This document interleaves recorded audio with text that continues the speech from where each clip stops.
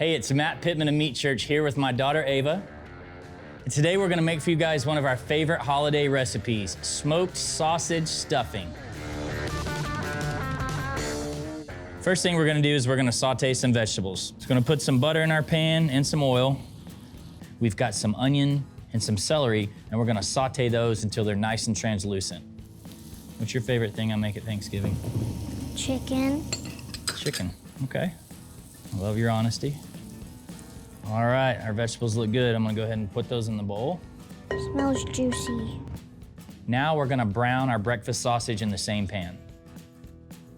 When the breakfast sausage is cooked, I'm gonna dump it along with all of the fat in it into the same mixing bowl. Now we're gonna add in our fresh herbs, our pecans, and our holy cow. Let's mix all of that together thoroughly. Now we're gonna dump in our bread, cover all of that with chicken stock, and fold it all together. Now that it's all folded together, let's transfer it into our 10-inch cast iron skillet.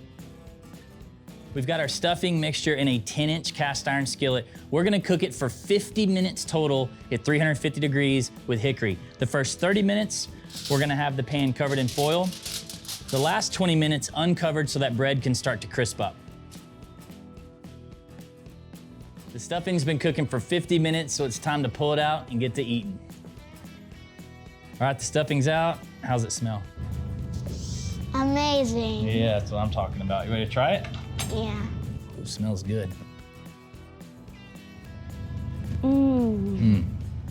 Smells good. For more recipes like this, visit academy.com. And for all your outdoor cooking needs, visit your local Academy Sports and Outdoors.